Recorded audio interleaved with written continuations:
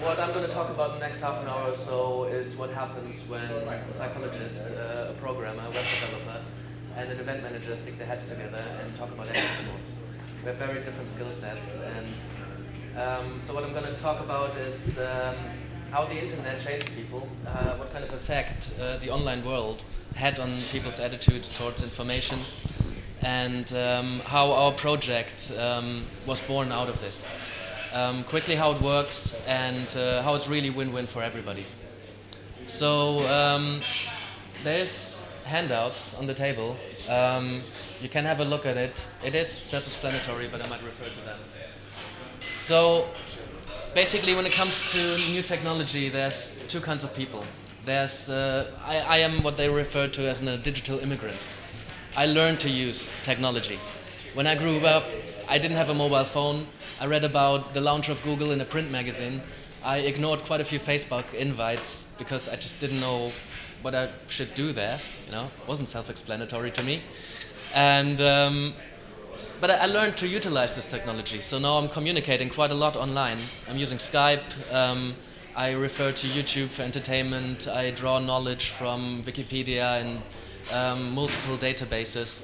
And this is really, really, really helpful. On the other side, people who are 21 and under, this is the next generation and the current generation in terms of action sports. People are still quite young doing it, especially new and upcoming sports. They don't just use the internet. They know it, they understand it intuitively, just because it's always been around as a premier source of information. So in terms of what they want, I teach at a school in southeast London, and when I give my kids, they are between 12 and 16, when I give them some information, I kind of, in the beginning, expected them to just take it on and process it, but they don't. They challenge every piece of information I give them. They want to be part of the process. They want to own this information. And they also are much less fussed about sharing their information on Facebook. The privacy stuff, they don't worry about it too much. They put everything up there. When I ask a question, I actually had to ask a question and somebody gave me the answer from his phone before anybody else could even answer it.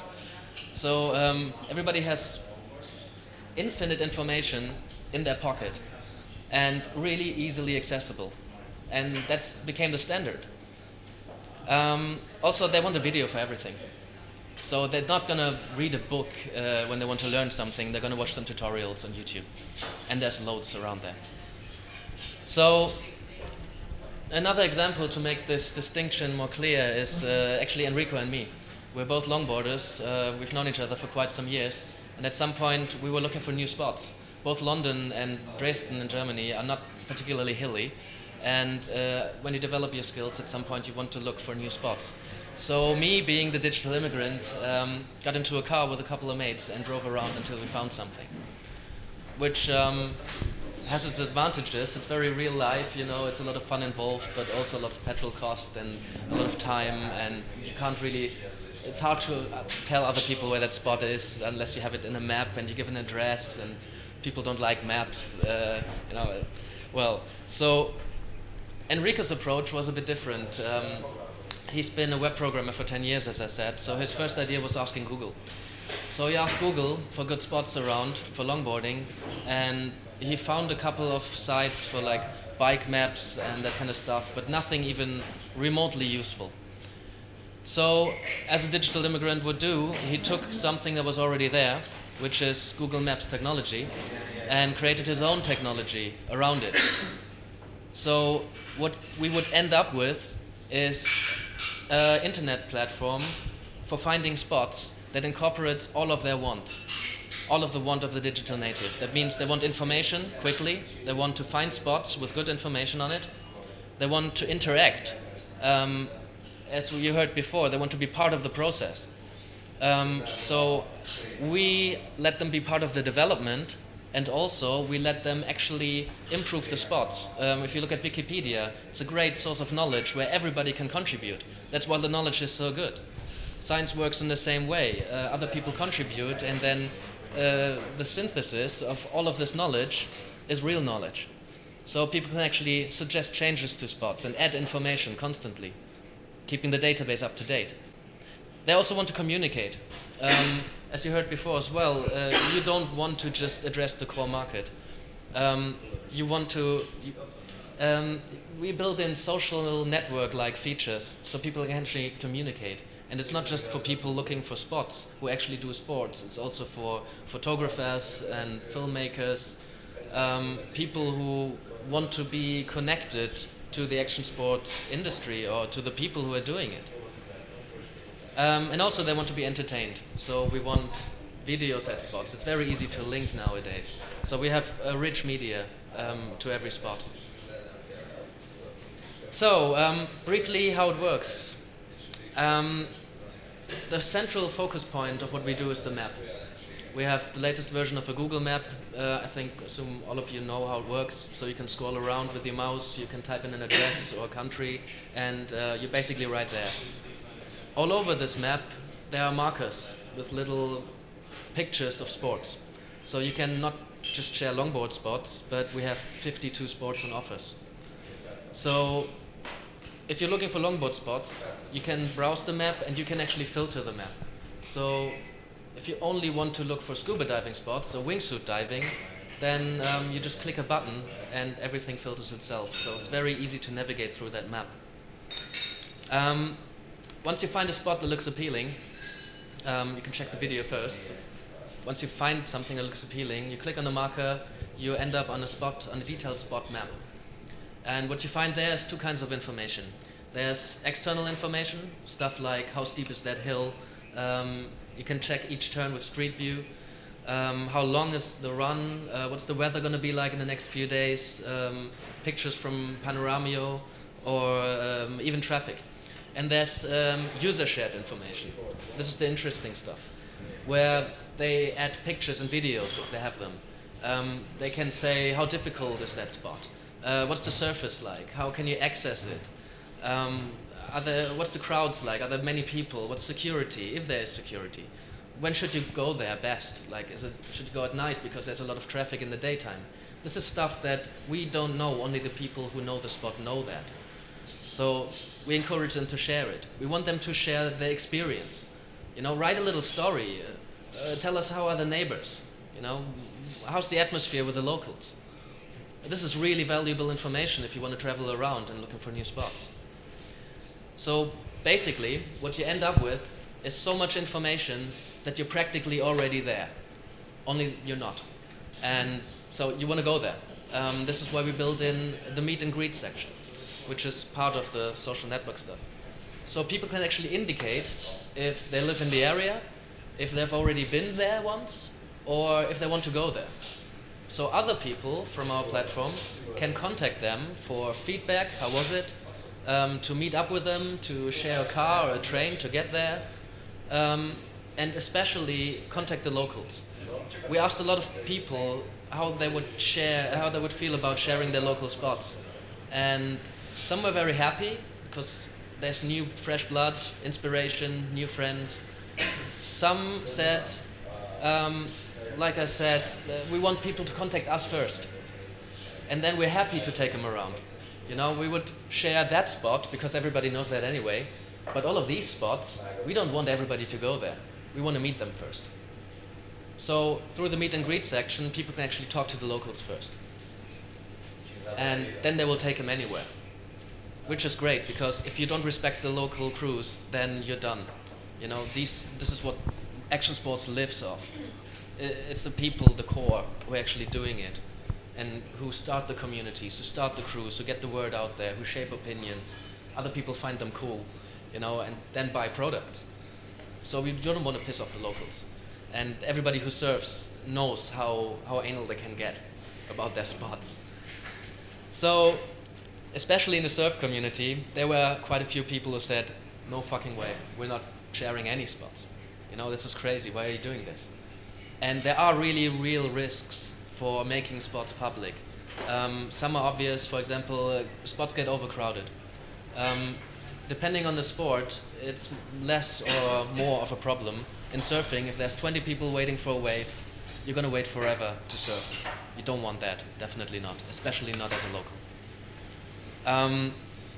In terms of longboarding, if people have behaved disrespectful, police might come in, especially if you're doing stuff on local spots like streets.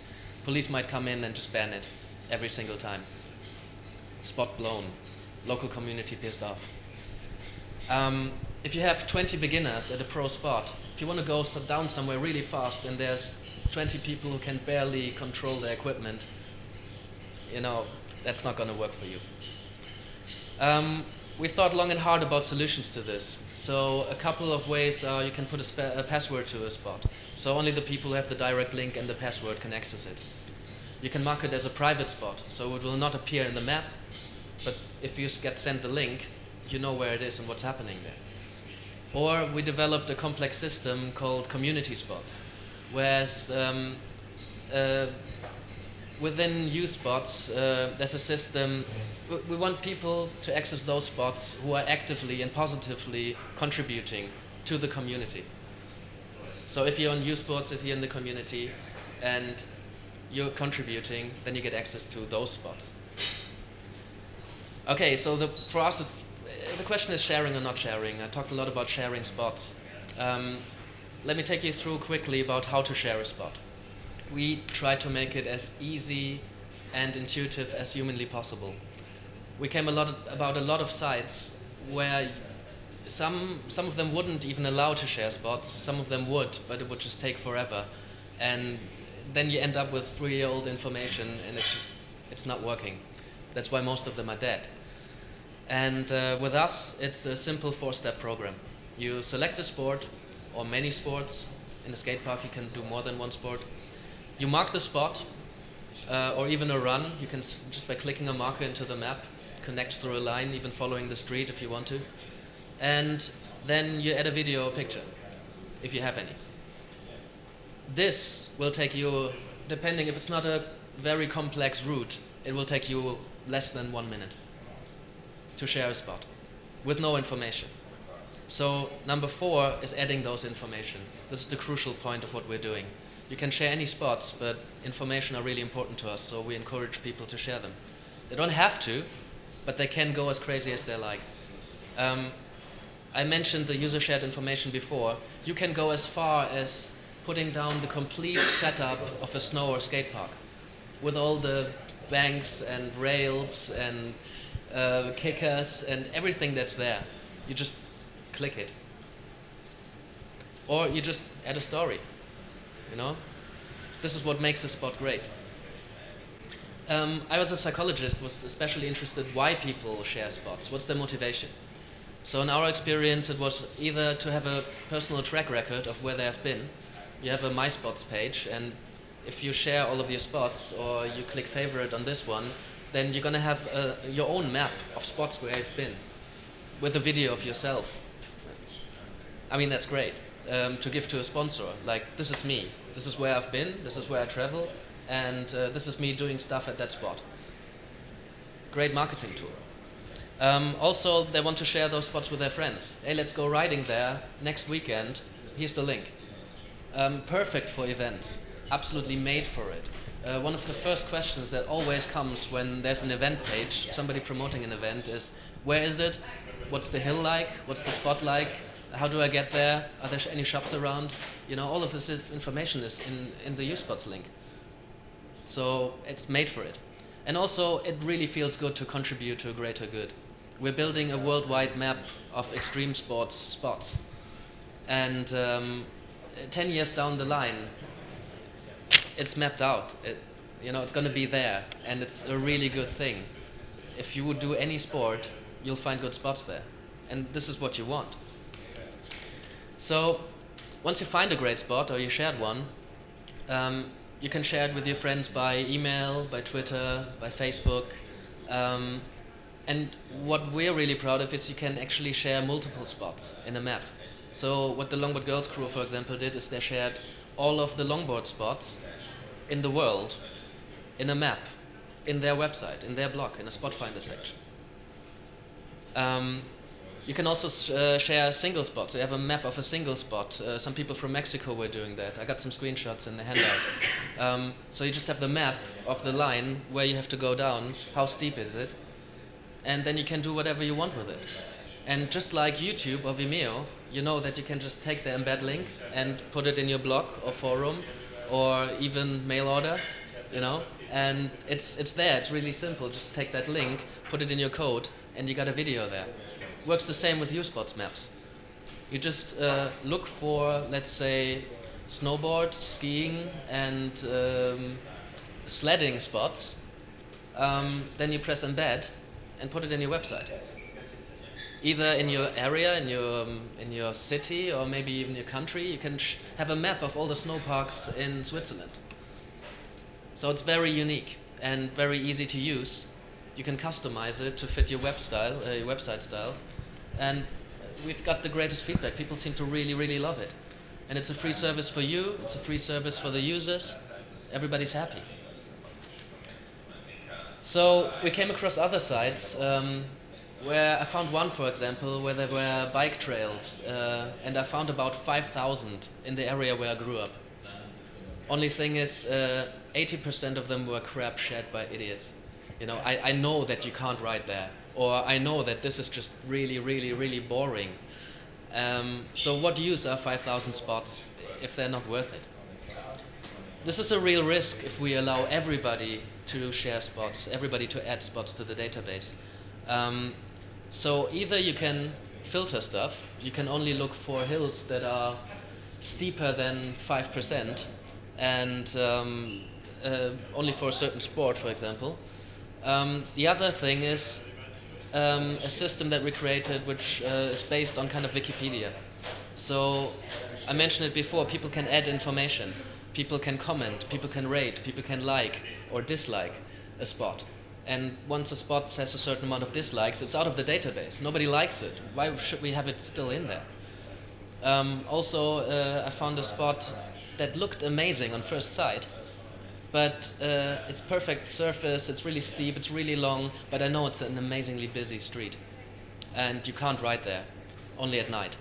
So I just add that information. It's a very valuable piece of information. And that's what we allow everybody to do. So in the long term, this will be up to date by the users, by everybody. And this is not there, and this is really useful. The more people using it, the better the database gets. And we don't have to regulate it.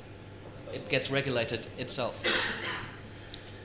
So, what do we need to realize a project like this to its full potential? Well, we got the technology, we got the vision, we got the plan, we certainly got the skills and the right information, the right motivation. We're very enthusiastic about this.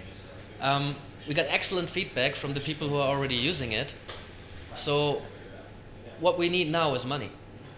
Money for promotion, money for manpower, money for server power, and once we hit 25,000 hits a day, we need a Google license as well. So we need some capital, we need some income to keep this project going.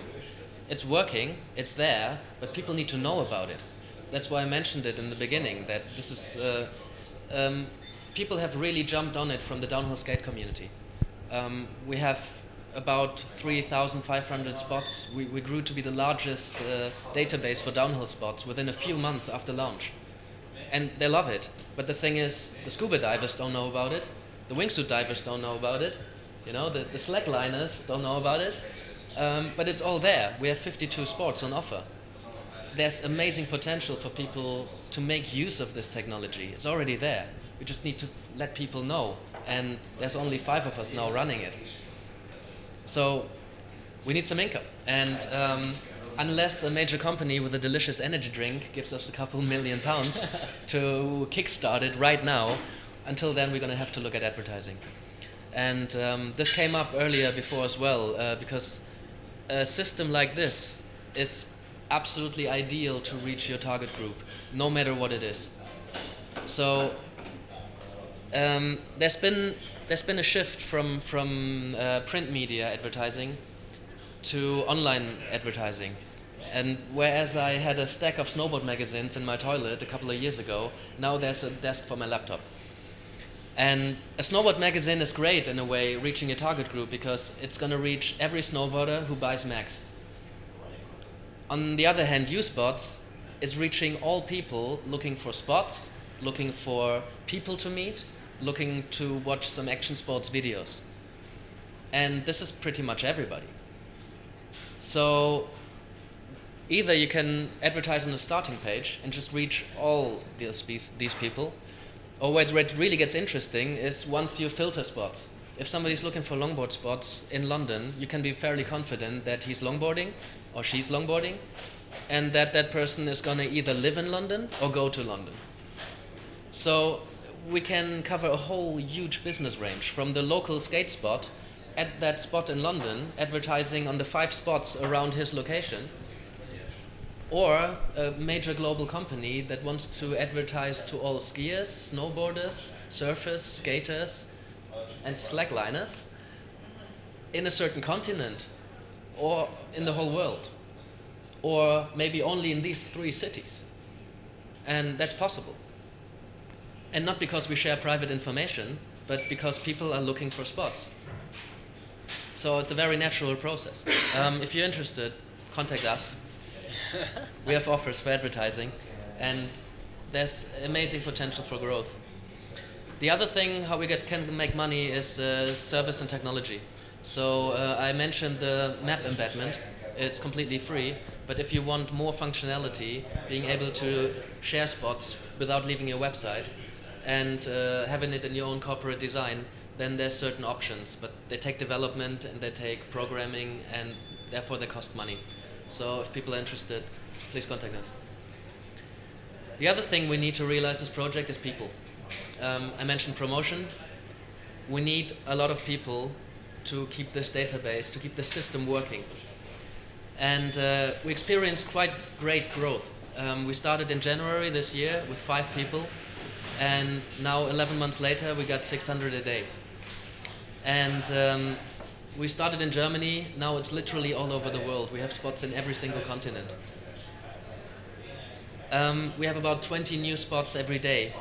And people actively make use of editing spots and the communication means that are already there. So it's really a good cause.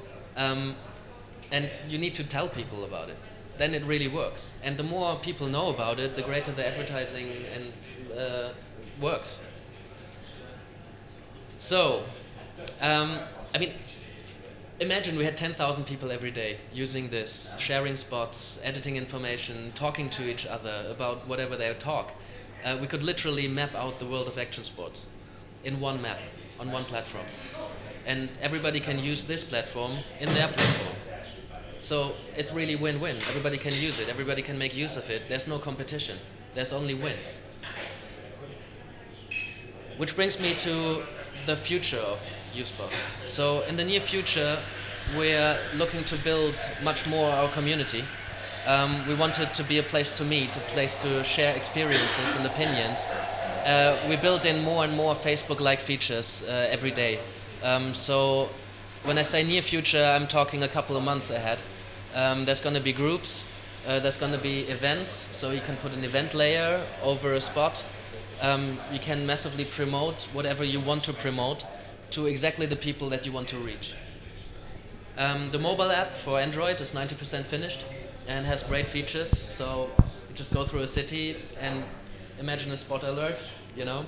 You walk through somewhere with a skateboard and all of a sudden you know that this way, 500 yards down the road, there's this guy's skate park in Hungary. And it's the only one, and there's pictures and videos, and you know exactly what's going to happen there.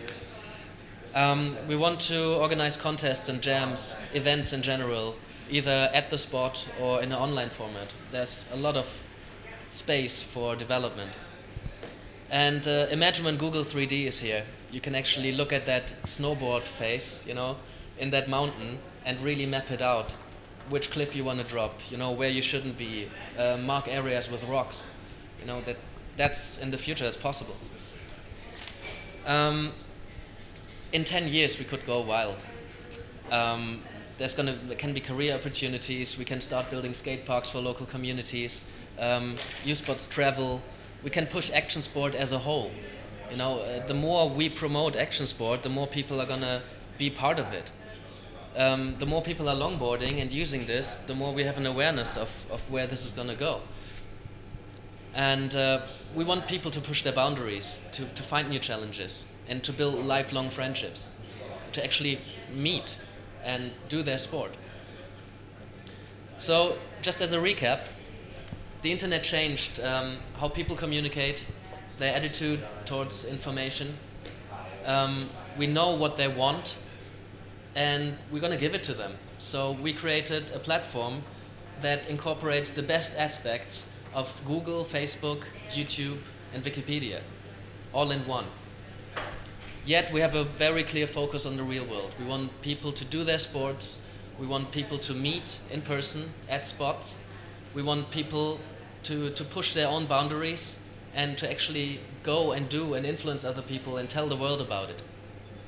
So, in short, people changed, we reacted, and what we came up with is U-Spots, which is an ideal interface between the digital and the real world. Thank you. Awesome.